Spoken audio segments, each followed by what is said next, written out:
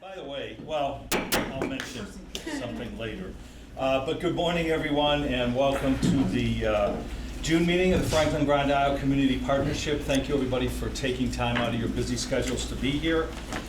This is one of the 2 times annually that we have the opportunity to talk to legislators who are, and not to say that legislators don't try to attend some of the other meetings throughout the course of the year, but this meeting is designed specifically to talk to them post-session, get their perspectives, maybe ask some questions if there's some things that are still nagging you after the session's end, and then we'll make our way forward towards the next session. But we greatly appreciate the legislators taking time to be with us. Joe, it's hard to hear you now. It is. Isn't the... It's very muffled for some reason. How's this?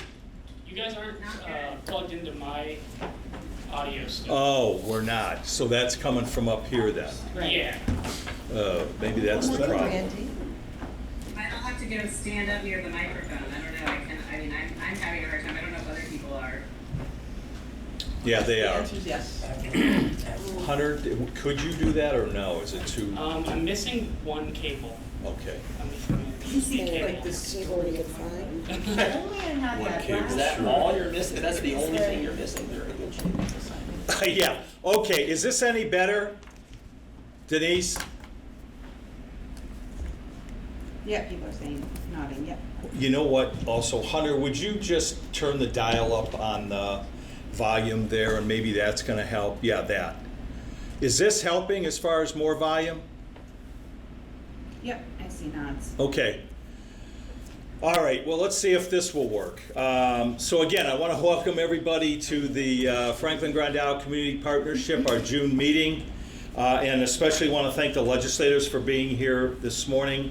It's always an honor and a pleasure to be able to talk to them after the session, and then again in December before they go into session. So with that, as we typically do, we'd like to begin with introductions. And one thing that you're grateful for, you have 40 seconds for name, title, organization, something you're grateful for. If not within 40 seconds, you get the bell, which is meant to be fun. And for all first-time attendees, you also get the bell. And again, Melinda will drive the way that we go. We're going to start on screen, correct? Correct.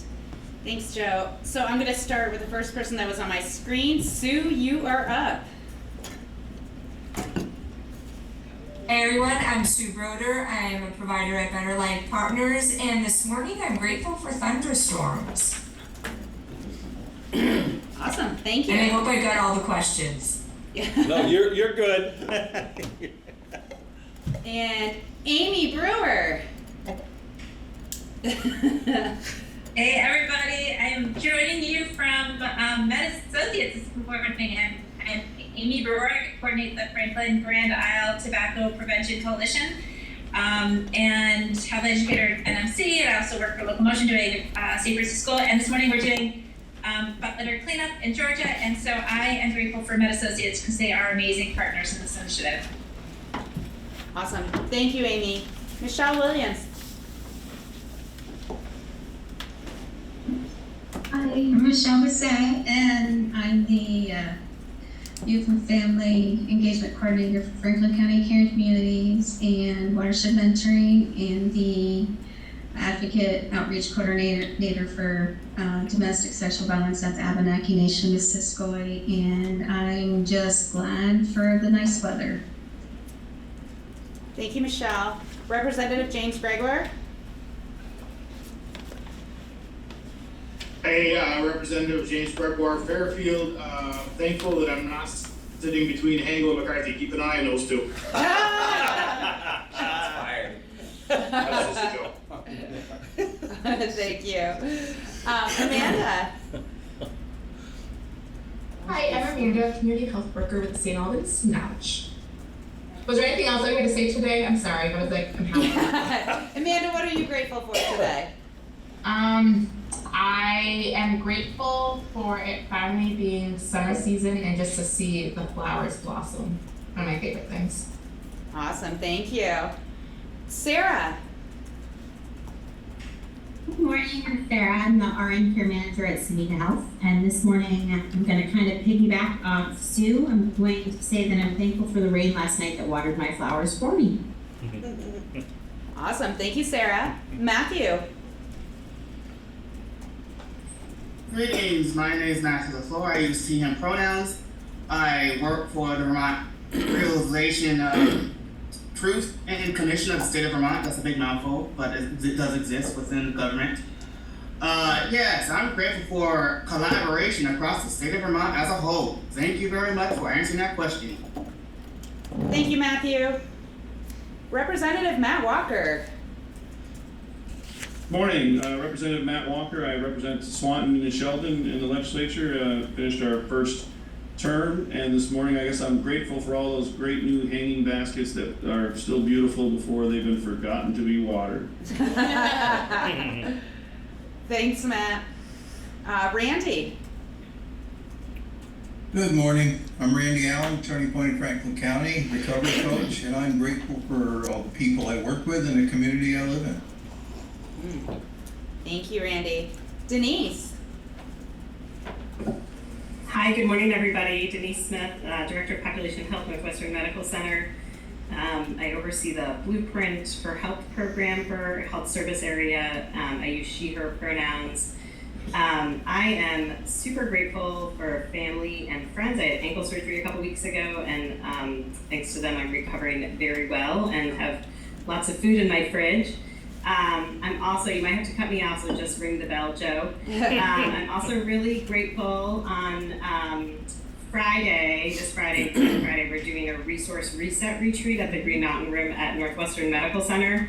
If anybody is interested in joining us, we're asking people to just bring information about their organizations, programs that they are running, who to contact, so we can ensure that people have resources when they're supporting our friends, neighbors, and family members in our community. It's 8:30 to 12:30. There will be lots of food, and we're really looking forward to it. So if you want more information, please reach out to me. I'll put my email in the chat. Thanks, Denise. Thank you, Denise. I was almost going to pea-schnuck Joe, but you got it out before you hit the bell. There you go. And also, I woke up this morning, I was like, was that thunder? It totally brought me off the couch, off my little cozy little recovery bed that I made up for myself downstairs. So I don't know if I was grateful for the thunder, but happy that my garden is watered and nobody has to do it in my house because they have not been doing it. Oh, jeez. I wonder who you're outing. Jeez. What happens in the partnership stays in the partnership. Ali. Yes, Ali Jang, DDF Regional Manager. I cover Chittenden, Franklin, Grand Isle. I am grateful for another great school year, and despite the challenges of not having a secretary, the educators, I'm really grateful for them, the work that they do on a daily basis. I'll be switching from my computer to a phone to bring my daughter to a YAS program, UN study in Burlington. Thank you. Thank you. Cindy. Cindy, is she still there? Cindy Elkin? Oh, wait, Megan. I think I saw that. Yeah, you switched it. Okay, Megan. Yeah, sorry about that. Megan Bridges, United Way of Northwest Vermont. I'm the Director of Partner and Volunteer Engagement here. And I am just thankful. May and early June has been community partner event season, and it has been absolutely fabulous to be out and about, meeting folks in person and hearing of about all the amazing work that's happening and the great success and the hope that we're seeing that good things are happening. So thank you. Thank you, Megan. Michelle Treya. Good morning, everyone. Michelle Treya, Northwestern Counseling and Support Services Parent-Child Center. And with this warm weather, I have been truly thankful for the amazing Jess Graff.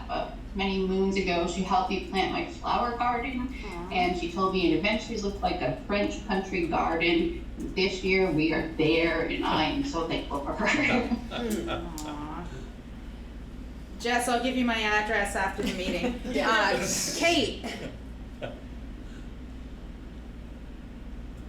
Hi, I am Kate Lewin. I am the Choices for Care nurse for long-term care Medicaid for the state, and I cover Franklin and Grand Isle County. And what are you grateful for today, Kate? I am grateful for daycare providers. They do so much and are amazing people who have patience of people I wish I had patience. Thanks, Kate. Karen. Hi, Karen Heinlein-Gredner, Director of the Turning Point of Franklin County. I'm grateful for our team that we work with. Me too. Jess Graff. Good morning, everyone. I'm Jess Graff from Franklin Grand Isle Community Action, and I was also very grateful for the rain this morning, which means I don't have to water the garden. Thanks, Jess. Marianne. I'm Marianne Damasio. I work for the Community College of Vermont, and I'm very grateful for our students. We just had graduation last Saturday, and it was so motivating and beautiful. Thank you. Barry.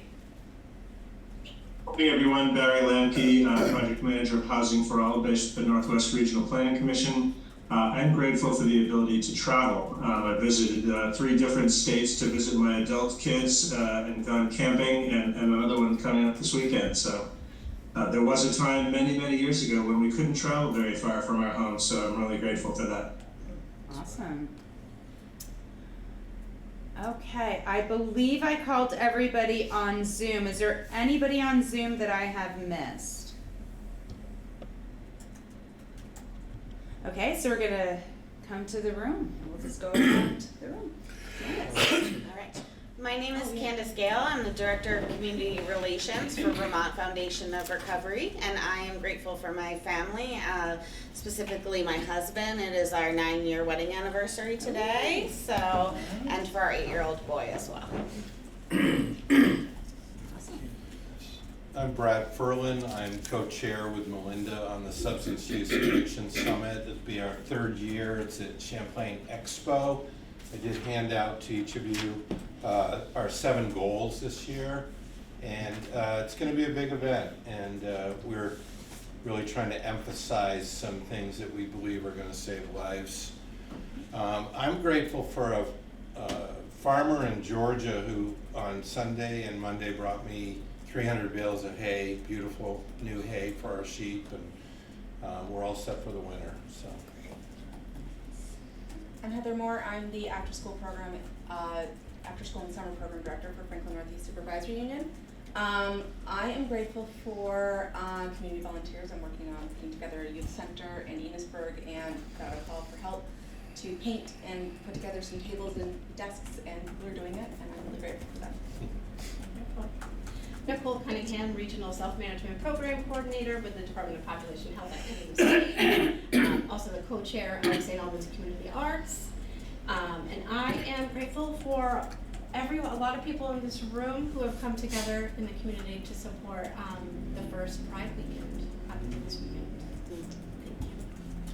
Hey everybody, Will Town. I'm the Chief Operating Officer at Spectrum Youth and Family Services, and I am just very grateful for this community being so welcoming and encouraging of us as we have kind of grown a little bit in this area, and hope to continue to do so. So thank you to you all. Hey, good morning everybody. Chris Smith. I am the Chief Clinical Officer at Spectrum Youth and Family Services. I'm really happy to be back here, grateful to see some old friends after about a 1-year hiatus in my transition between jobs and communities. Also grateful for a nice visit with my niece and nephew. Been at the house for the last 4 or 5 days, but happy that everyone's headed home to their own beds. My name is Linda Coulomb. I work for the University of Vermont Health Network in their supply chain department. I'm also an attorney. I'm not here on that capacity here today. I'm here as a community member, and I'm here to listen and maybe ask some questions. I am super grateful for summer. I just love the warm weather, and I love to garden, and I spend most of my evenings plugging away at that. Yeah, Linda, welcome. Welcome. So I hope you know how to sing your alma mater song. Oh yeah, we do the song and dance after. Song and dance at the end of the show. Well, I guess I'll learn it. Or make it up. We'll work on it. Yeah, there you go, yeah. Since none of the rest of us will know it. And that's actually a good reminder, there's an attendance sheet going around, Yes, so please everybody make can sure. put their email address and that way you get the updates. Yeah, I think she's. I'm Randy Brock. I represent Franklin County and part of Grand Isle County, namely Alberg in the Senate, and I'm the Senate Minority Leader. I'm grateful for the lives and contributions of two members of the Senate who passed away within the last several weeks. First was Senator Dick Naza, who represented Colchester and Grand Isle, and also Senator Dick Sears from Bennington. Both of them were long-standing, multi-decade members of the Senate who made a tremendous contribution to our state.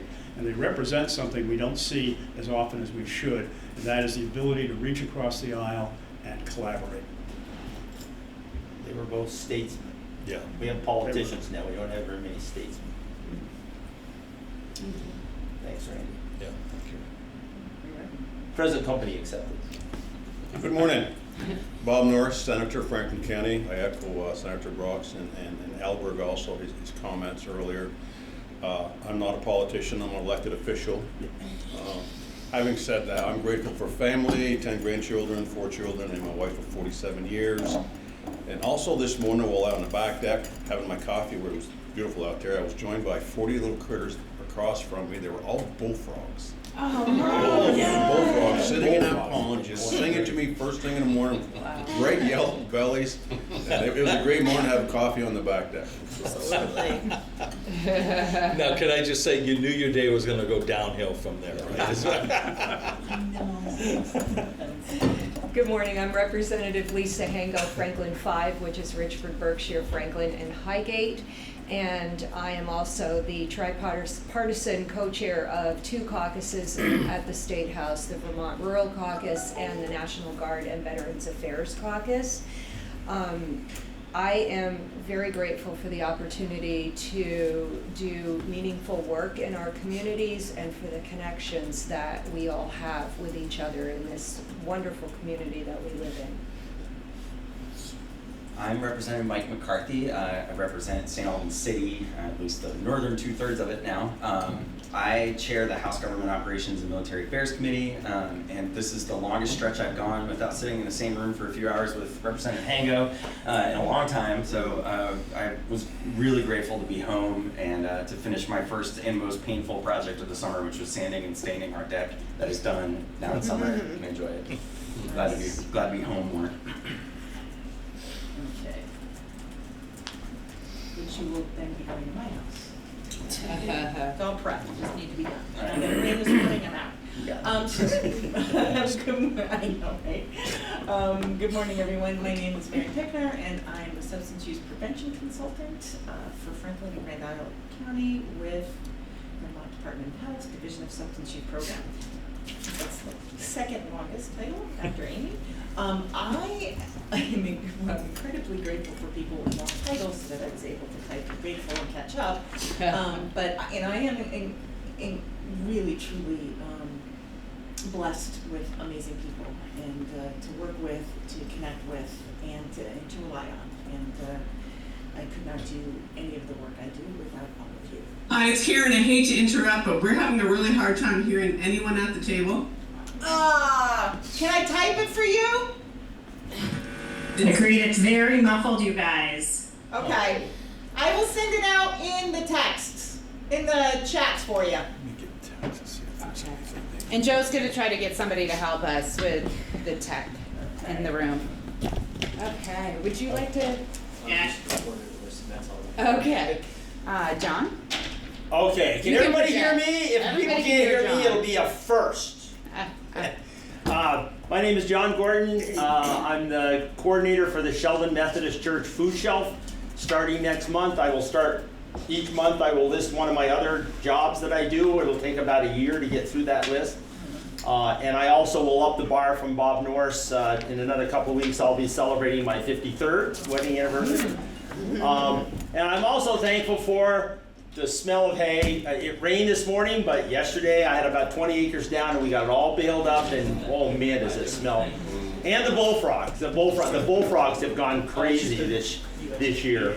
We have a frog pond right kind of in the middle of our property, and yeah, they've been singing all spring. So there we go. The gauntlet is laid, Joe. It's on you. You know, I was feeling good about this mastering the. It's only taken 2 years. Here we go. That's mastering. Well, if you remember the times we had the ceiling, the floor, I would call that mastering. Yeah. All right. Whether you can hear me or not, my name is Joe Halco, Director of Community Relations here at Northwestern Counseling and Support Services. And today, I am extremely grateful for Northwestern Counseling and Support Services because for nearly 25 years old, last century, I always like to say it that way. Last century, in October of 1999, I walked through the doors for the very first time and have been here for nearly 25 years. I am retiring as of the end of June, which is the end of our fiscal year.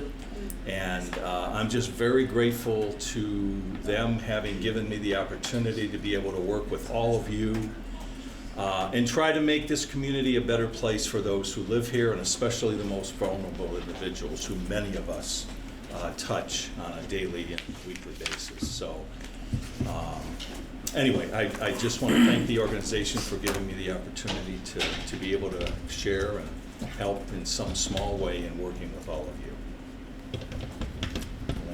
All right. My name is Melinda White, Blueprint Mat Lead, and I'm sorry, I see Joe putting it on his head. Blueprint Mat Lead and Recovery Coach Supervisor in the Emergency Department. Also VTAR Board, Police Advisory Board, Executive Lead Team. I am grateful that I think I can do this without getting too emotional, but grateful for the blessing it has been to work with Joe. We've come a long way, kid. We've been working together for a while. I have enjoyed my time with Joe, and I've learned so much, and being on this partnership, okay, perfect, they can hear us better.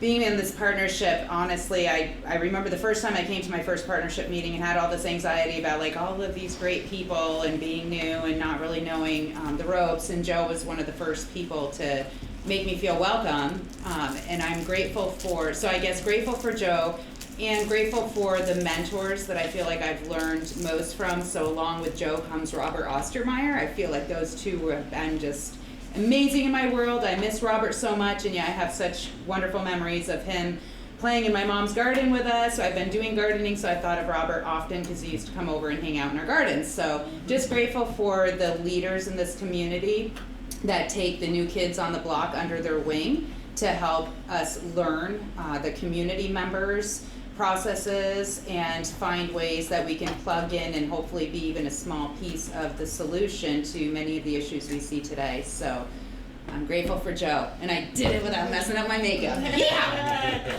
Well, thank you. You know, you did go over 40 seconds. Oh, But you were talking about me, so that was Now, did we miss anyone? The only other thing I'll say is, Hunter, thank you for being with us. I know you're working your butt off over there, so I won't make you do a song and dance in front of the camera, but thank you to Northwest Access TV for faithfully coming and capturing the content of this meeting. Thank you.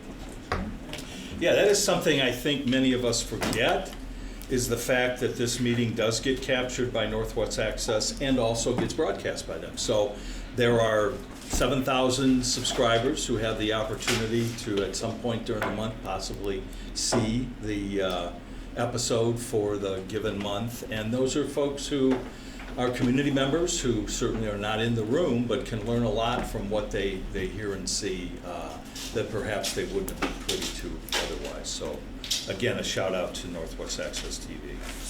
Now, let us do the minute approval from the May 1st meeting, which all of you I emailed, and they're also in front of everyone here in the room. Guest password. You know, I never use it, so I need to. So anyway, as I look this up, could I have a motion to accept the May 1st meeting minutes? Jeez. Yeah, I'll make the motion, John Burke. Okay, John, do we have a second? Brad? Okay. All right, any further discussion? Okay, all in favor say aye. Aye. Any opposed? And for those asking about the NCSS guest password, this is all lowercase. NCSS HERE, the numeral 4, and then the letter U. So NCSS HERE, the letter 4, and then U. The letter 4. Numeral. I'm sorry. Yes, geez. I need to go back to school. I'm gonna hit record. All of it, yeah. Recording in progress. At least we can capture that piece. Well, that actually would have been funny to, So now it's my pleasure, as I said earlier, we have the opportunity to talk with our legislators both in December and in June. And what we will do, as we typically do, is we'll go around the room. Each legislator can, from their perspective, talk about issues that were dealt with this past session. Once all the legislators are done, both in the room and on the screen, we will then open it up for individuals to ask questions. So with that being said, and I'm just going to go around starting on the left here with Senator Brock, who can go first. And again, thanks for being here. Thank you. And thank goodness the legislative session is over. You can sleep safely in your beds, in your homes, as long as you have them. I look back to what we accomplished in this session, and we passed a lot of legislation. Most significant of which to me was the passage of naming a state mushroom.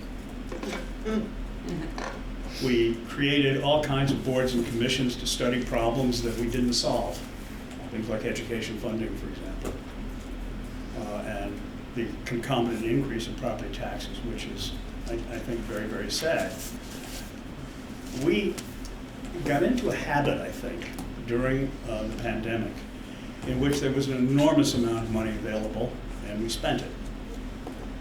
In some cases, despite continued caution, we spent money to support continuing programs that was money that we got on a one-time basis. In other words, we weren't going to get it again. And the net effect of when you do that is you have a bill to be paid in the future, and it's now the future. We raised taxes in a number of areas in the past. First, payroll tax that we have to deal with some of our social services needs.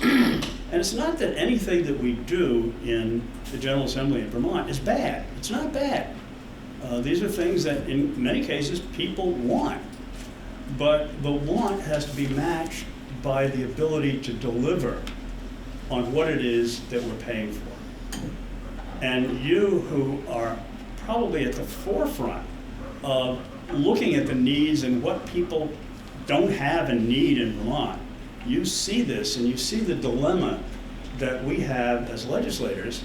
We want to satisfy people's needs, and we want to satisfy the wants. We want to satisfy the things that people believe are helpful, essential, desirable, and useful. But at the same time, we've got a responsibility to be stewards of funds, stewards of taxpayer money, because nothing is free. And the day of relying to a great extent on federal money to do things that we want to do is over.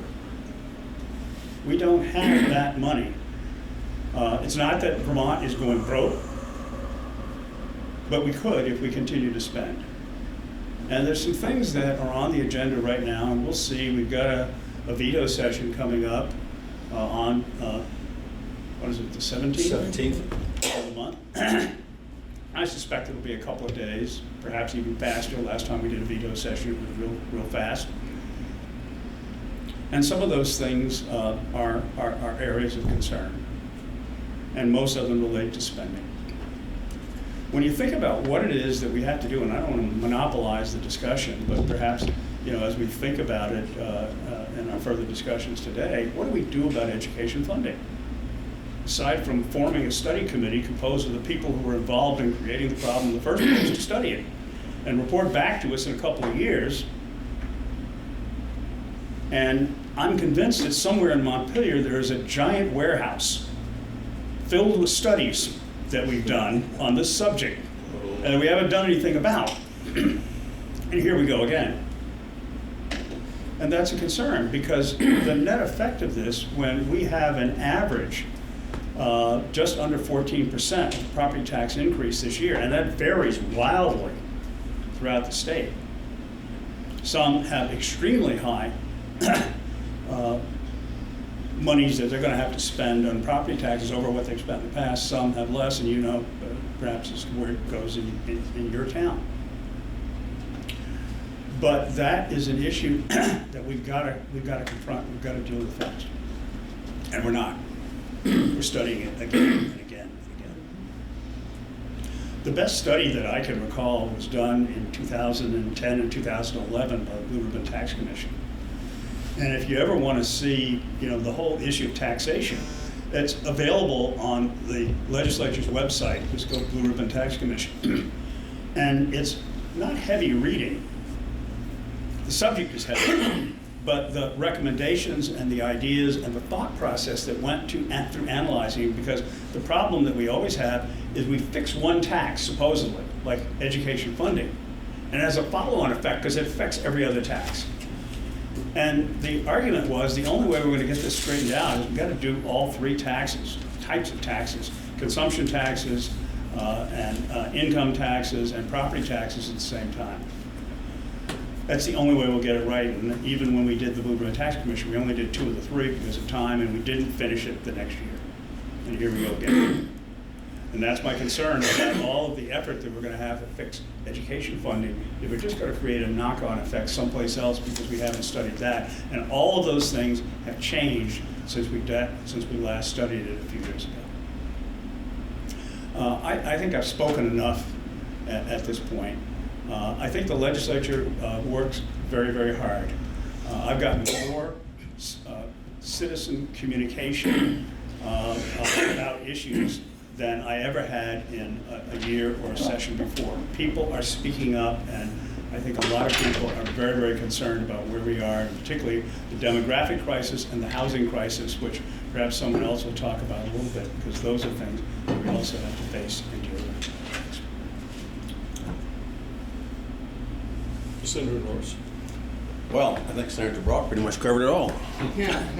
Just so y'all are aware, I sit on Senate Judiciary and Senate Government Operations. So I'm not on any money committees, I'm not on the housing committees, so on and so forth. Some may find what we do somewhat boring, but we addressed a lot of issues this year to include public safety through S58 to recovery residents was always on the top of my list. Any discussions that I had when they were talking about, they'd had this other thing come through, they call it the safe injection site, which everyone has their own opinion, and I respect that in reference to that, but my push was toward recovery residencies in that particular area.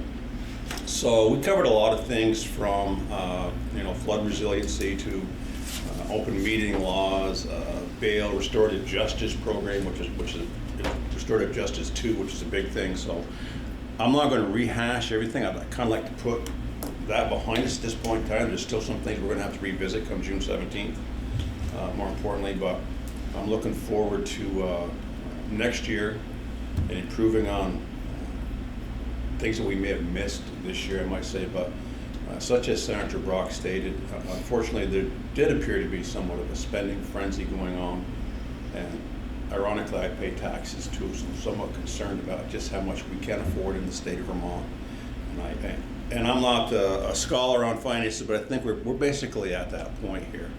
And I know they'll tell you that the revenues are better than anticipated and so on and so forth, but I still see it coming out of my pocket, paying a lot of taxes here in the state of Vermont. And I think that at some point in time, maybe we should do a study on the studies to see what's the delay or what's not working, what is working, and so on and so forth. But I would be happy to. I also sit on the judicial nominating board throughout the summer, where we send candidates up to the governor's office who has gone from qualified to well qualified now. And I sit on the Joint Legislative Oversight Committee, and basically what that does is for all those bills that the committees, including my committees, weren't quite sure of, we send them to the Joint Legislative Oversight Committee so they can either correct our mistakes or follow up on those things that we feel those particular bills are weak in, and come back with recommendations to the committees in the following year. But this is the end of the biennium, so basically everything's on the wall, which is all the bills that come through, and there's far too many bills. We should have more walls, I guess, because we push far too many bills through. Basically, those are going to be gone. They could be reintroduced the next biennium. Changes here and there, so they're not completely gone, I guess, but they could. But we'll be starting over from scratch next January. I hope to be down there next January. So it's been interesting, and this, I will be able to lose my title of freshman legislator finally. After being in the House for 2 years as a freshman legislator, moving to the Senate, I'm still a freshman legislator. So this year here, after 4 years, I can lose my title of freshman legislator. But I'd be happy to discuss anything or answer any questions that you all may have of me. But thanks for having us. Thank you. Representative Hango. Thank you. Lisa Hango. I sit on the Government Operations Committee in the House, and I won't say a lot about our bills because my chair is coming next, and he'll probably discuss. You gotta pick some favorites. I didn't have a whole lot of favorites. Thank you for bringing that up, Representative McCarthy. It was worth a try. Our committee sees literally hundreds of bills in a biennium. So we have way more bills than we can handle as a 12-member committee. Yeah, so one of the things that frustrated me at the end of the session was that we were trying to pass bills that we had on our wall from last year, because a biennium is a 2-year session. And we weren't quite getting it right, so there weren't a whole lot of them that I could vote for, and Senator Norris alluded to that some of them do get sent to this other committee to see if there are some glaring mistakes or not so glaring mistakes in them that maybe we can correct, and that's my hope on some of them. I started out this year doing a lot more work on housing than I thought I would. This was my first biennium, so last year I started on this committee, but I used to be on the General Housing Committee. And then the jurisdictions of military affairs and liquor and lottery and a couple of other things moved to the Government Operations Committee. So I kind of moved with that subject matter. And didn't really expect to be working on housing, but as you all know, housing is an extreme priority in Vermont, because even before the pandemic we had housing issues, and then after the pandemic came the floods, and we had even more housing shortages. So with the administration and a team of tripartisan legislators, I introduced a bill in January that was, in all opinions from all parties, progressives, Democrats, Republicans, independents, it was a really great bill. The bill ended up going nowhere, and the Senate, Senator Brock's committee, took it up in their minds and built a committee bill based on that bill. Their bill was also an excellent bill and would have done a lot for Vermonters.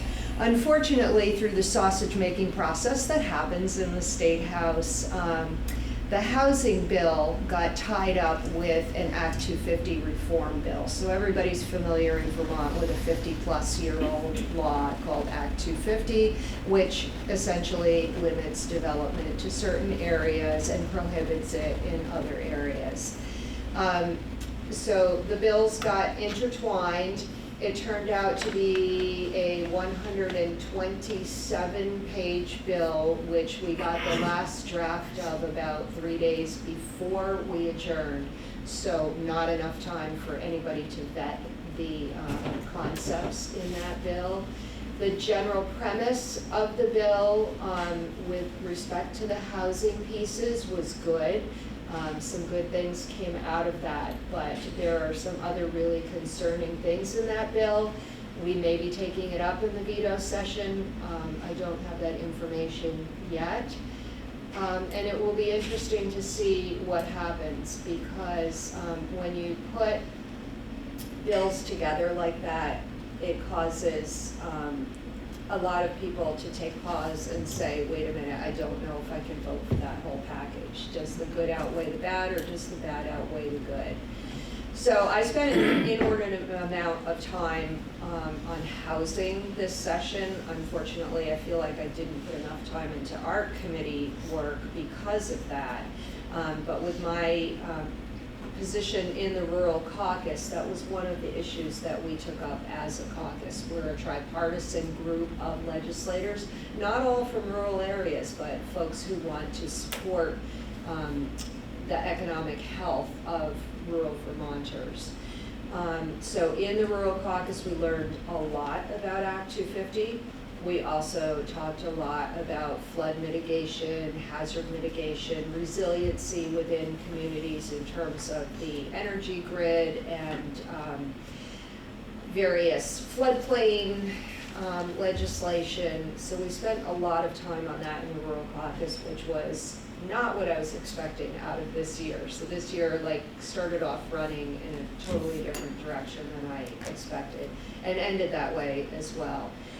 Also on the rural caucus, we talked a little bit about rural health care challenges, and that's something I hope to dive deeper into for a future session if I'm reelected. My other caucus that I also am a tripartisan chair of, and we do have members from all parties in this caucus as well, is the National Guard and Veterans Affairs Caucus. Our committee, the Government Operations and Military Affairs Committee, deals with any issues that come forward in terms of active duty, National Guardsmen, and veterans and their survivors, and the families of those currently serving. So we didn't do a whole lot in our committee about military issues. We did a few resolutions. We had a couple of bills that went over to Senator Norris's Government Operations Committee and didn't really move from there. So didn't really pass a whole lot. But some of the issues that we were looking at is military access to secondary school and higher education institutions. Believe it or not, in a state like Vermont that doesn't have an active duty military installation, a lot of folks are really not well informed about what our military does for us in this state. And basically for us, it's the National Guard facilities and what they do for us. I hope folks' eyes were open last July, when the flooding happened. The National Guard were one of the first responders on the scene and helped through the duration of that event, and we're really, really grateful to them. So the other thing, other than making families aware of military options for students when they go through their high school years and start thinking about college or post-secondary employment or trades, are the opportunities that the military presents for them. The other big thing, Senator Brock has worked on this for many years, that we haven't been able to get across the finish line, is any real tax relief for military retirees, and more importantly, in my opinion, is their survivors. If they've given the ultimate sacrifice of their lives, their survivors, their spouses, their children are taxed on their survivors' benefits. So we have not been able to accomplish much on that front, and also on property tax, which a lot of other states offer for their military retirees and survivors. It is a very difficult property tax situation right now, so I'm not saying that we're going to be able to move the needle on that at all. But it's something that is near and dear to my heart. I was just recently appointed to a task force, a military task force at the national level, and attended a conference in May, and it was really eye-opening to see what other states are doing for people who have given a significant portion of their lives to defending our country and defending our freedoms. And I would like to do more of that in Vermont. And the last part of that is there is another conference coming up that I will not be able to attend, but specifically dealing with veterans' mental health issues. And that's huge. So hopefully we can incorporate that into some of the legislation that goes through Representative Gregoire's committee, which is Human Services. So thank you. Thank you. Representative McCarthy? Yeah, so thanks for the opportunity to talk. There's so much that happened in this legislative session. So I'm going to start with a couple of the things that I think we did that are kind of broadly outside my committee. I'll talk a little bit about what we did inside of government operations and military affairs. I often joke when I'm at events like this with other legislators up here that I'm in the minority at home and in the majority in the legislature. So I have a bit of a different perspective on just like the quality of the work that we did, the challenges that we were up against, and the opportunities that I see, and I think that especially House leadership sees. So this was my first biennium as a committee chair, and our committee was given an expanded jurisdiction. 9 out of the 13 House chairs were new. There was a historic turnover in the 2022 cycle with a lot of long-time chairs with a lot of institutional knowledge retiring, and that there are pros and cons to that, right? We had the opportunity to change some things, do some things differently, and I think we got a lot of really great work done. There's going to be an historic investment in housing on top of changes in regulatory policy through H687, and to get Act 250 reform and housing regulation passed, there had to be a big grant bargaining kind of compromise. When you have stakeholders as diverse as the Vermont Chamber of Commerce and the Vermont Natural Resources Council agreeing at the beginning of the session on a framework to reform Act 250 and to invest in housing, and you essentially end up at the end of the legislative session with something that very much honors that initial framework, like that's a win. That's pulling people together with diverse viewpoints about where and who should have the power to build things in Vermont. How do we preserve the things that we love about the way Vermont's landscape looks? How do we protect the environment while we build much needed housing? And we did that with H687. I think that bill, on balance, is going to be transformative in a really great way for our communities. And I took some heat from it in St. Albans City. It preempts local zoning in communities with water and wastewater capacity.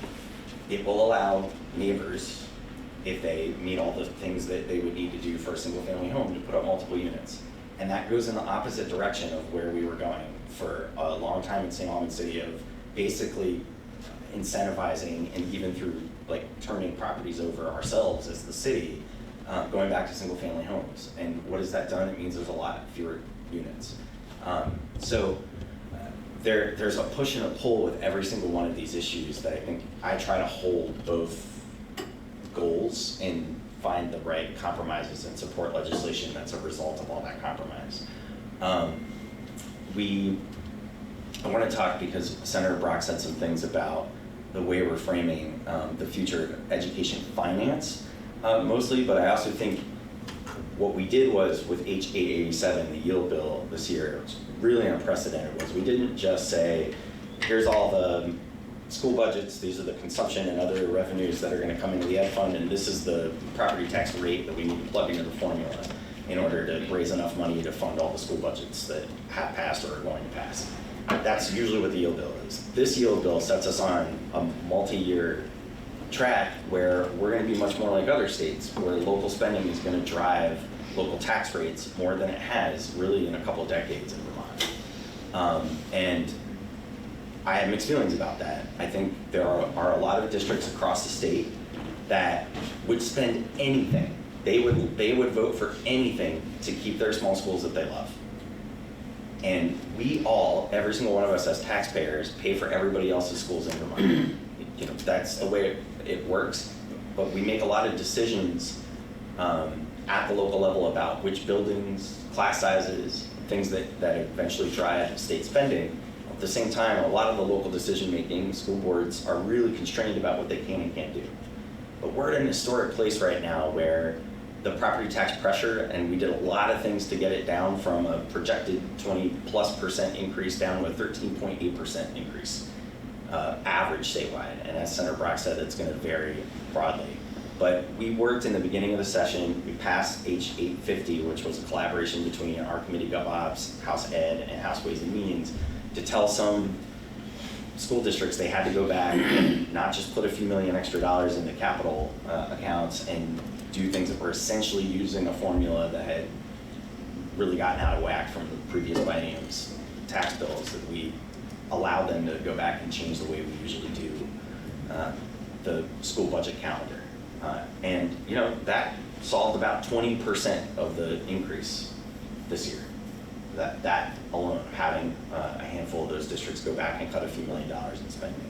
But it still left us with around a $200 million increase on a $2 billion budget. And if you have more than a 10% increase, you're going to get more than a 10% tax increase to pay for it. What we're doing over the next biennium is that we're, as controversial and painful as things like Act 46 were, where we try to consolidate school governance, we're going to start asking school districts, telling school districts what to do specifically about which buildings they can be in and target class sizes with the recommendations that are going to come out of this task force. And that is going to be very difficult. And if we had this year with a blunt instrument said, you know what, we can't have this tax increase at all this year, we're going to tell every school district in the state to start closing schools, reducing staff. I think that Vermonters, on balance, would not have supported that kind of legislation. And that's why we did the tax formula reform that we did and set ourselves on a course for next biennium making some big changes. But I think from speaking for the majority of folks in the House, I think I can safely say next year we're going to have to tell school districts to do some things they are not going to want to do. Many parents are going to be frustrated by, and while the increase in taxes will be lower if we do those things, it's going to be very painful for a lot of districts. So, and finance, all rainbows and sunshine. So I want to talk about some of the things I'm excited about. We passed an historic flood recovery bill, S310. Really excited about that. It does a whole number of things, but I think one of the things it does is it creates a vehicle for a lot of the ARPA dollars that haven't actually been, or aren't going to be spent and can be reallocated at the end of the year to get down to our municipalities to help fund things that are going to make it so when the next flood happens, we're not going to have the same impact on our infrastructure and our buildings. And I'm really excited we worked collaboratively with the administration on that bill. Senator Moore's committee saw that bill for a long time. I was really excited about that. S55 is going to go into effect on July 1st, and that is going to say how open meeting law is going to work in this age of hybrid and electronic meetings, and which public bodies have to have what level of meeting, whether it's, you have to have hybrid if you're state bodies, a little more flexibility for some of the local government bodies, but making decisions in the modern era, post-pandemic, about how open meetings are going to work. I imagine we'll probably need to revisit some of the things we did at S55 as technology changes and we implement it, but I think we came up with a really good compromise that will allow all the public bodies, from your select boards and planning commissions all the way up through the state bodies like the Public Utility Commission, et cetera, to be transparent and open and be good for Vermonters. I want to end by saying that there was a huge focus, especially me and my counterpart on the House Judiciary Chair, Martin Malone from South Burlington, did an enormous amount of work on the future of public safety. And in our committee, our jurisdiction really focuses on recruitment, retention, the future of training. We've been supporting a multi-year effort with the Criminal Justice Council, in collaboration with law enforcement leaders to expand the number of classes that the police academy is going to have, and create more opportunities for people to do some of the classwork potentially regionally or remotely. That may start next year. God willing, and Creek Don't Rise will start next year, because a lot of our chiefs of police and sheriffs have been saying, like, we need to do this because a 16-week residential program doesn't work for a lot of people who would be really well qualified law enforcement officers. We worked on a number of public safety bills, and I think Senator Norris could probably speak to some of these better than I can. But I've been having a lot of conversations with people locally about the uptick, and I think it's largely driven by a specific number of individuals, but in our small community, this really makes a big difference of car break-ins, retail theft, and vandalism. And I think that there's been a lot of chatter on social media, especially, that's been really othering and really disconcerting, especially when it's connected to the crime and what happens when people are really desperate to get money to be able to get the drugs that they need to feel well. That's the problem with addiction, right? It drives people to do things they wouldn't do if they weren't in that place. Connected with people's attitudes about homelessness, that's been really tricky. So what are we've done what we could and afford in the legislature to try to make sure that as many people, especially the most vulnerable people, have shelter. But I know in talking with Jess Graff and others that there's not nearly enough resource for the amount of need that there is. On the direct public safety front, the criminal justice system, we have made an historic investment in the court system. Our committee spent a lot of time last year and then following up on it this year, improving court IT services so that we can actually move the case backlog through, adding security staff and clerk staff to the court so they can move the backlog through. We want to make the court system modernized and work. And it's been dramatically underinvested for decades, the Vermont judiciary. And now, with the backlog that existed before the pandemic and now, I hear the public complaining that we have too many people who, they get picked up by the police for theft, they get taken to the court, they're flash cited, and then they're right back out on the street, and then they're stealing again. Why are we just letting these people do this over and over? Well, S-195 just went into effect, was signed by the governor, and immediately the pretrial supervision program that we created pulled one of those people that was one of the multiple dozens of offenses that they hadn't been tried for yet. Was basically the state's attorney was able to take advantage of that law last week. So we're already seeing the benefit for our community of some of the legislation that we passed. S58 was another law that was really controversial. People didn't want to further criminalize some offenses, didn't want to slow down on the raise the age and treating younger offenders through the criminal system rather than family courts. There were a lot of folks who were worried about that. I supported S58 because I think that on balance, we've got to be serious about things, and I also wanted to make sure that we were putting new street drugs like xylazine into the state statutes as a regulated substance. There was a bill that I co-sponsored with Representative Long, 534, which is going to take the multiple retail thefts that are done in a 2-week time period and bump those up to a felony if they add up to over the $900 amount. So that'll help to stop this sort of string of small thefts that are just a whole bunch of misdemeanors that don't have as big a consequence. And so some of the work that we did was really like further, being a little tougher on crime when, with decades of reduction in the rates of crime, we've done a lot to be more restorative and support restorative justice efforts. And I think that on balance, we needed to move a couple of key policies in the other direction and make sure that we can actually hold people accountable. And I think we worked in a bipartisan way to do that with a number of bills. Public safety, education, those were pretty big focuses of mine. And just the way the government works, the last thing I'll leave you with is we tried to pass a new government accountability committee structure. We've had a hard time with a citizen legislature and an administration that, frankly, we're somewhat antagonistic. I don't know if you've read the papers, but the House and Senate Democrats and the governor, we see a lot of things the same way, and the budget in large part reflects that. I'm glad the governor signed it, but on some of the fundamental ways that we would manage state government and who does what services, there are really like fundamental disagreements between leaders in the legislature and the governor that are almost irreconcilable. And sometimes what happens is that the administration strategically doesn't give us the kind of information that we need.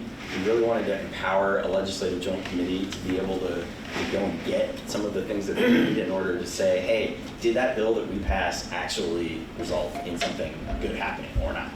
And to be able to measure it more and to put more resources into our joint fiscal office to be able to tell us, to crunch the numbers and analyze the information that we would get out of that process. That bill being passed is going to be a priority for me if I'm back in the office next year, because I think we need a process to hold not only the administration accountable, but us as the legislature, which we're part-time citizen legislature. We don't get paid a whole lot. We don't have a whole lot of staff. So we really rely on the administration for information, for us to hold ourselves accountable and say, did that bill we passed actually do what we thought it was going to do? Requires a consistent process and staff that helps carry the institutional memory on the bigger things through. We did a really good job, and this is the last thing I'll talk about. When we passed, I think it was Act 76, the child care bill, Senator Brock alluded to the payroll tax. Like, I am so proud that we passed that payroll tax in order to invest in childcare. That will get people who were out of the workforce, couldn't afford to work, wanted to work, back in the workforce. It's gonna help make sure that our childcare system is actually one that can pay people to do that work so that we have qualified, competent childcare providers across the state. I will defend that payroll tax any day because it's a huge investment for Vermont's economy and Vermont's families. We put mechanisms into that bill to make sure that we were measuring everything about it, that we were collecting information from providers, about the families, that we had the ability for the state to understand who is getting benefit from it, both on the provider side and on the family side. And I think it's an example of when we're doing a big, shift in how we fund things and doing something that's a big service for Vermonters that's going to cost a lot of money but also have a big result, that we've got to hold ourselves and the agencies who are doing the work accountable. We did that really well in Act 76. I'd love to have a mechanism that makes sure we do that in every single major piece of legislation that we pass. So that's one thing that got left on the drawing board, or the cutting room floor, or maybe the Senate Appropriations Committee floor, I think is really where it got left. But the government accountability and building those mechanisms of accountability into all of our legislative work is going to be so important for us to, do better work. I do agree with Senator Brock. We need to do our work better and hold ourselves more accountable. And I think we can do that. We just might not have gotten exactly the mechanism right this year. We'll take another crack at it next year. Thank you, Representative McCarthy. I think we've lost our two We have, yes. legislators Lost both, okay. because they had other engagements Yes, I at knew 10 that, o'clock. I knew that Representative Walker did for certain. Yeah, and so did Rep. Gregoire, just texted me. Okay. So with that, questions from individuals, thoughts, things you'd like to have further information about? Things that haven't been, and that's Matthew. Yes, Matthew. Yeah, I have a big question, and it has to do with, I agree with what Senator Randy Brock said, as it's free, nothing's free in this state. But I have a concern about making things too free, meaning our volunteer fires and EMS, which, they're on the forefront of everything, but are not being compensated like the legislators. It seems like we're putting our money in certain priorities than actually paying them what they should be paid, like the state police have been being paid for. Because that's basically what I see. It's basically being very, to me, it's like it's being they should be paid about the same for any other profession. It doesn't matter if you're an EMS, doctor, nurse, it doesn't matter. You should be paid for that profession. And they feel like they're getting a short end of that stick, across Vermont statewide. Vermont has 80% or 90% volunteers. I understand that. But as someone that's working for the Vermont Tourism and Real Estate Commission of the state of Vermont, I'm very concerned of where Vermont is going, literally. As a person of color, if we keep going down this way, we're just doing harm to our communities. More harm than we should.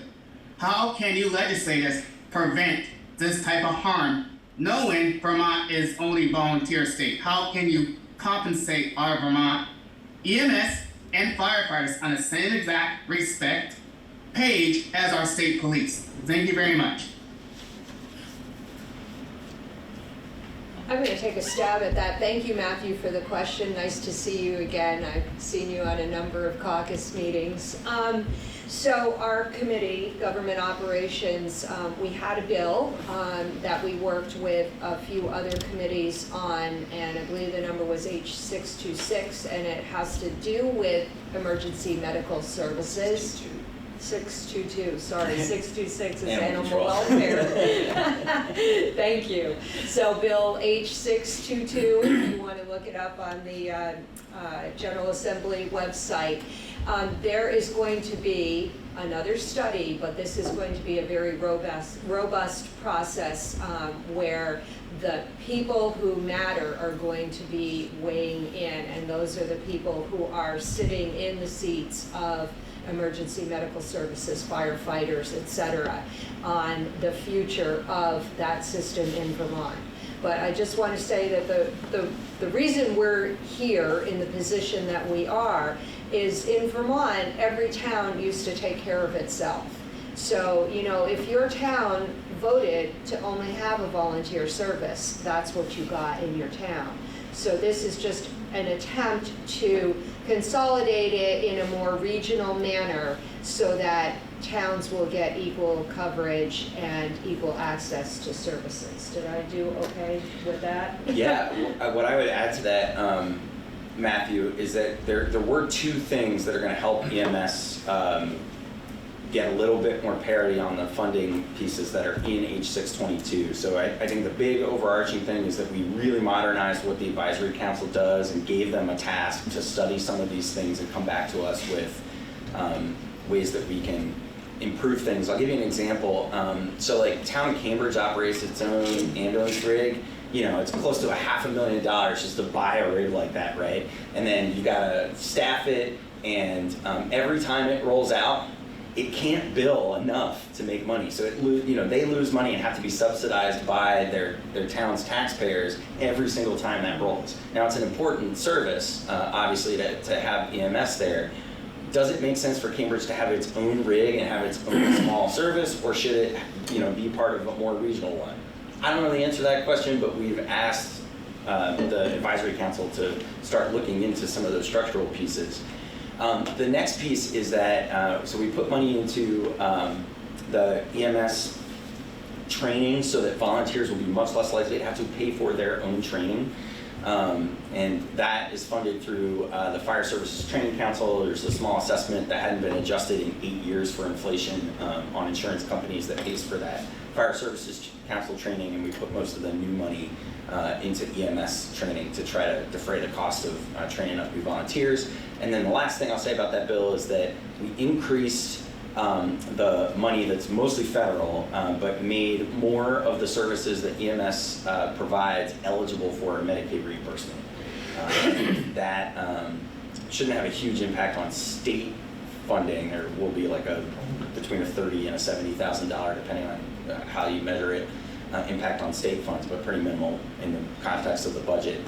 But it'll open the door to when an ambulance goes out and they arrive at a house, and let's say they just provide services there, they bandage somebody up and they don't transport them, there's no code that they're able to pay for, and this will actually allow more of those services to be reimbursed to the EMS providers. So we're working on the CMS issue, and Representative Hango and I spent a lot of time talking to different providers, and one of the things I think we realized across the state is there's so many different ways we pay for EMS across the state for exactly the reasons she talked about. It's just kind of organically grown up town by town over time. I think now in the 21st century, our expectation is that when you call up and you need EMS services, somebody's going to be there.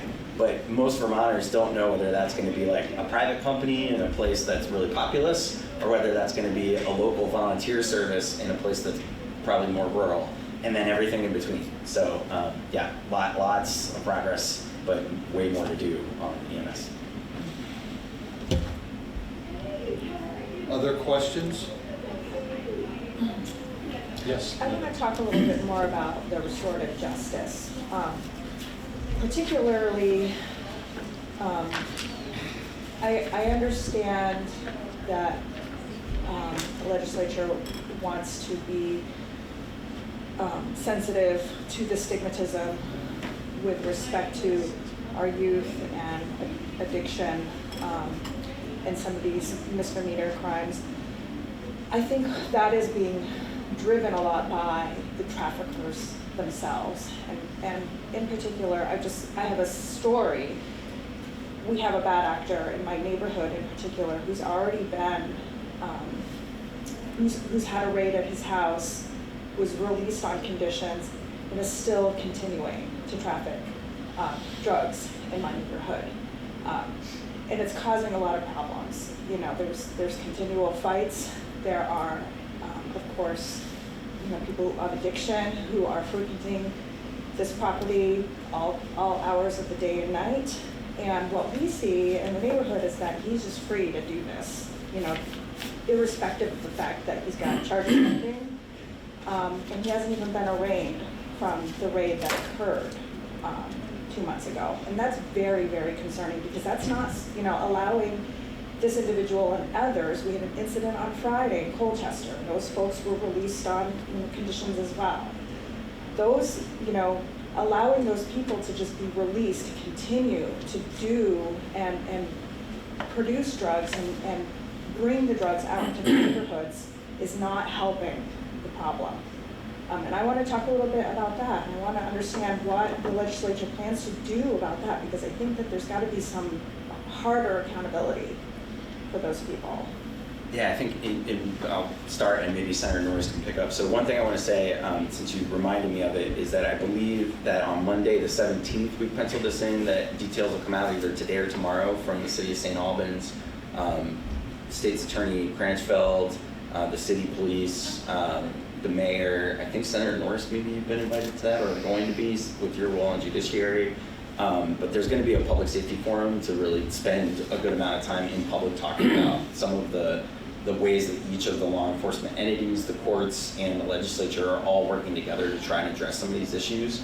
So some of the laws that I briefly talked about and that the other legislators talked about will start to address some of these issues, and I think S-195 was a big change and a step forward on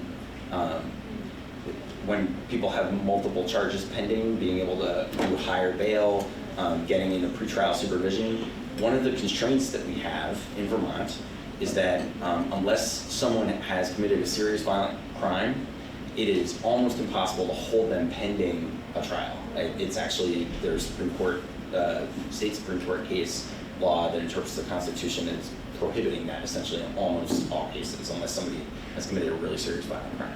So with drug crimes, there's obviously this threat to the community, and so how do we address that in a way that respects the state constitution?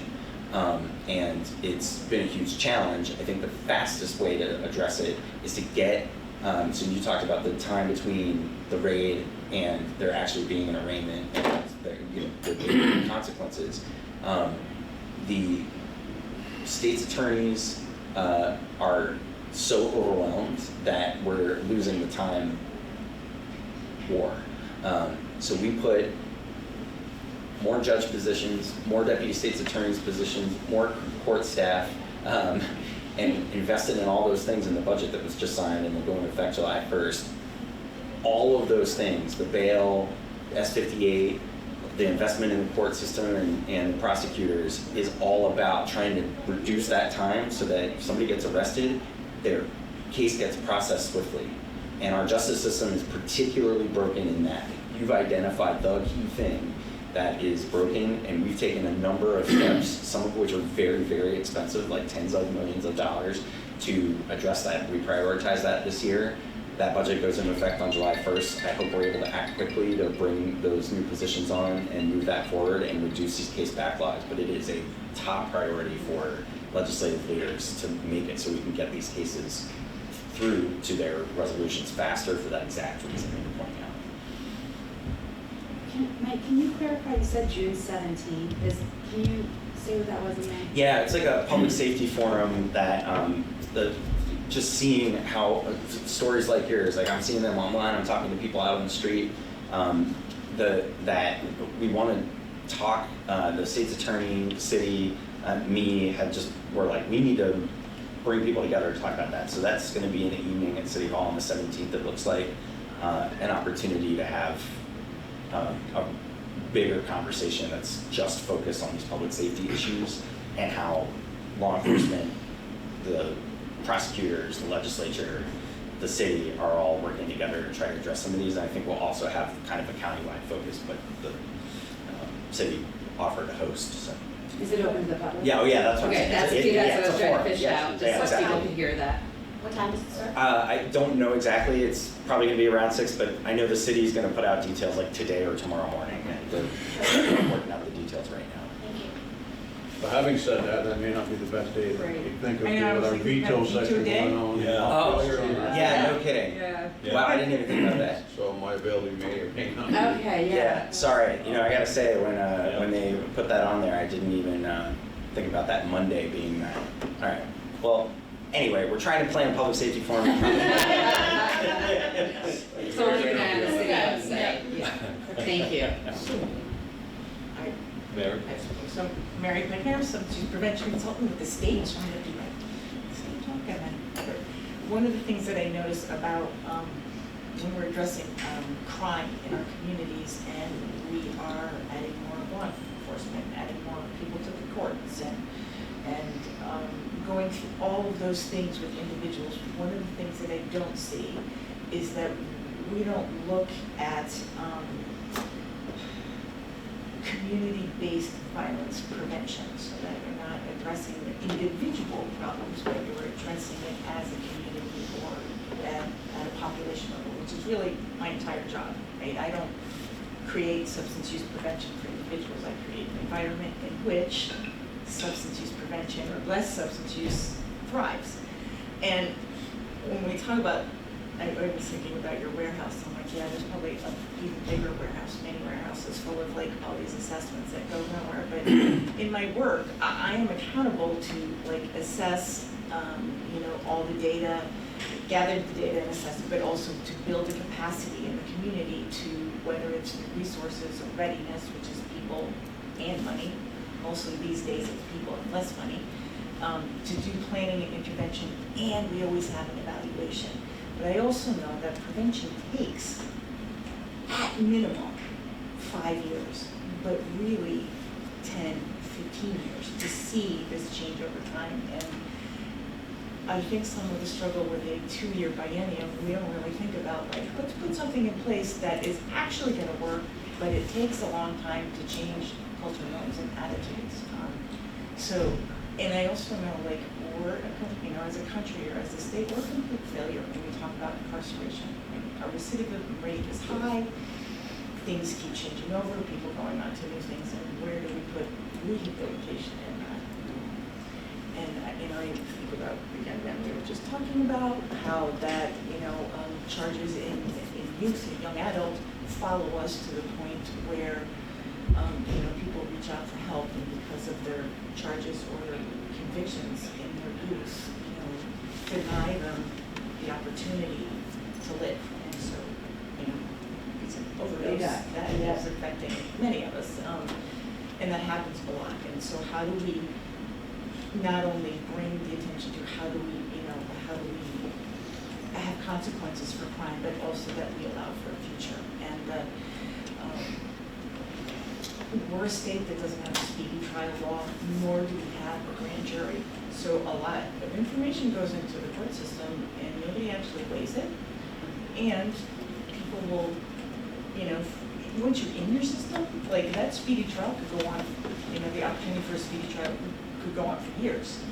So when you have a backlog, it just becomes this relation. So for me, when I think about all those interventions that we do, if we don't have a component of prevention that is a long-term investment, the other stuff is just frou-frou, and it gets expensive. It gets expensive adding more stuff, more people and more resources and raising the laws and causing more punishment. Because when people are stealing from convenience stores, it might be weird, but it's also food. Why is it that weird? Why is it that these things are happening? And I think we'll all be surprised that it's really about meeting basic needs. And we need to address that in a way that creates permanent change. And we don't. And I say that not because it's a failure, because I think that people just don't know it and don't understand it. And for me, who does substance use prevention over time, I also show up because I'm interested. My interventions and all these interventions also reduce every other chronic disease and community violence. And there's been great success in other places. And as Vermonters, we're really invested in our people and our happiness and the honor of living here as a Vermonter. And I don't think you'll have a shortage of people who are interested in taking up this. But yeah, I have spent many times going, let's see what other assessments we didn't use to see what works. And I really appreciate the idea around looking at taxes. And here's my taking my state employee thing up, is that I've worked as a state employee for 17 years, and essentially my income has not gone up between my not such a great raise and my healthcare going up. And then we don't even put in things like inflation. And so I don't think I'm, as a state employee, we're the only people who are struggling with that, but it makes it harder to make ends meet. And I often think, as a person in long-term recovery, like, how far is it until I start making decisions about, shoplifting cheese? Because I can fit that in my veins. And we need to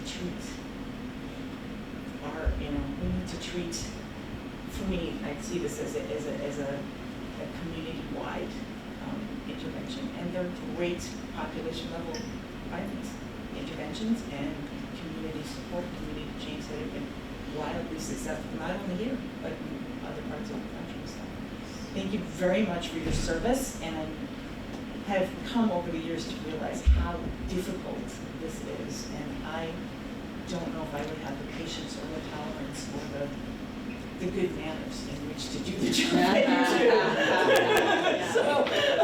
you do. Thank you, Mary.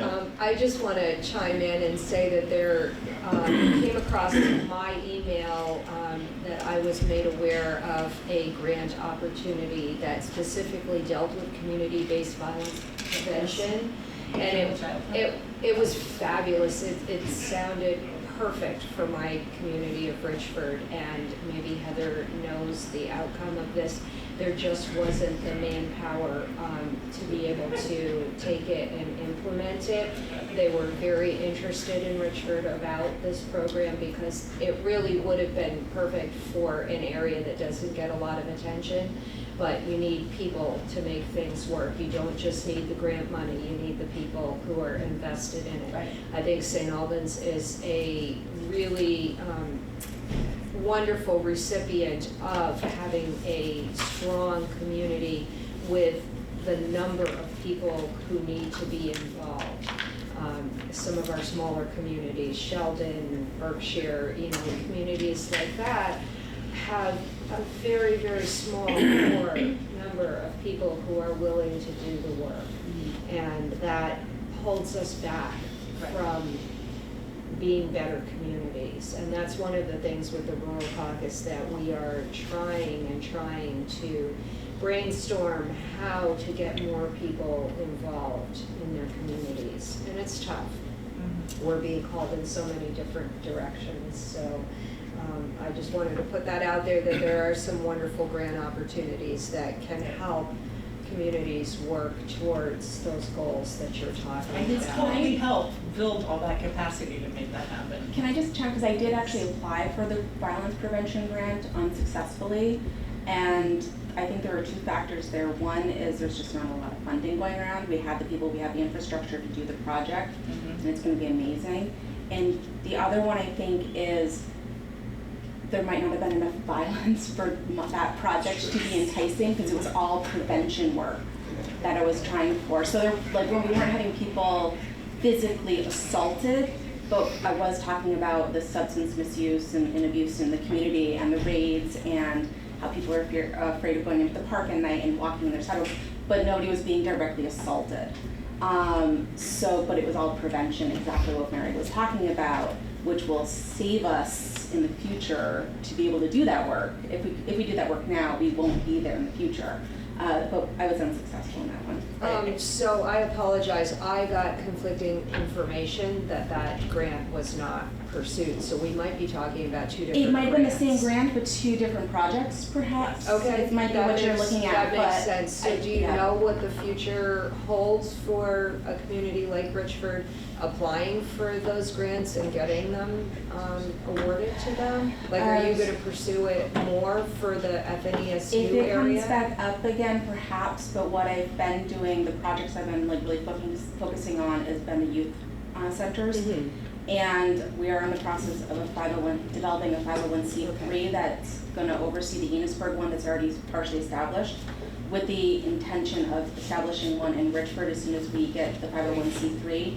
And I've already been looking for different grants to line up, in the violence grant, I feel like it was winter time. Yeah. Yes, it So was. that one is definitely on the radar to keep looking. I keep a list of grants and when they've been out. Sometimes the months change from year to year, but it's definitely on my radar for next year, and try to improve the application I wrote last year. Great, so that highlights something for me that maybe in this public forum I can say this, is that people often expect their legislators, their representatives, and their senators to know about all the grants and be able to implement them in their communities, and that really is not how we work. We're sort of like this clearinghouse. We know which laws we passed, we know what we're enabling, but then it's up to the community leaders to come together and decide which opportunities they want to pursue and implement in their own communities. So like when I first started in this position, people from my towns would call me up and say, can you get me such and such? You know, I have this problem, what can you do about it? Can you solve it? And I felt really frustrated because no, I couldn't solve it. But what I learned, and that's why I said I was so grateful for Community Connections, is what I learned is that I can find out who to connect you to solve your problem or to help you try to solve your problem. And that to me is like the best reward for doing this job. So I just want people to be aware that we're your resources, but we're not your solution. We could be a solution if we could pass a law that would help solve the problem that you're trying to solve. But I think that's a big miscommunication out there about your legislators, especially part-time citizen legislators like ourselves. But that's why these types of meetings are so beneficial for us, because we get a lot of people in the same room together and we get to learn what the problems are, because you're all collaborating with each other and you're all seeing common threads. So this is really important for us, and thank you again. We're kind of running time. I would like to just quickly close out and specifically, yes, thank all of you, you four here in the room, but our whole delegation for all the work you do as citizen legislators and part-time with no staff. It really is fascinating what you do. And I also would like personally to thank you.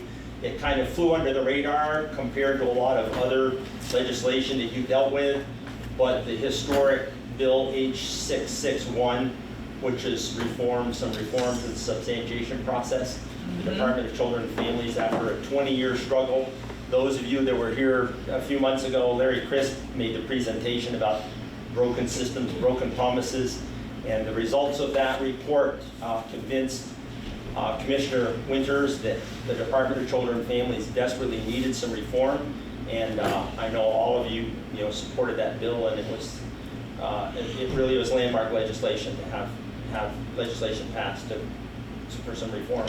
There's more work to be done, so there'll be some more work, but we got a lot of people on board. We have a lot of people on board now who recognize what other things need to be done and what can be done to help the situation. So thank you all for supporting that, and thank you all just in general for your work. Senator Brock, you did have your hand up earlier. I did, but I realized we're out of time. I just want to re-emphasize the importance of this government accountability issue that we talked about just very briefly. I was co-chair of the committee that created the report on government accountability this past summer. It's critical that all the things that we pass, all the things that we deal with, that we have an ability to objectively look back at what we did to tell us whether or not it in fact achieved the result that we expected and whether or not it was worth the money that we spent. Some of the things that we talk about here today, about dealing with violence in the community and so on, all those may be great ideas, but they need to be tested so that in the event that we do it, we do two things. One, we look at what others have done in this area, what's worked and what hasn't, and then if and when we do something, we look at what we do to say, did it work or didn't it, and if it didn't, stop it. And that has been something that we haven't done very well in the past. Thank you. Thank all of you for your time today. Legislators, again, thank you very much for being here. This has been a good dialogue. And the partnership will reconvene on July the 3rd at 8:30 in this room. And have a great month of June. And again, thank you everyone for all the great work that you do each and every day. Thank you. Yeah, probably. Recording stopped.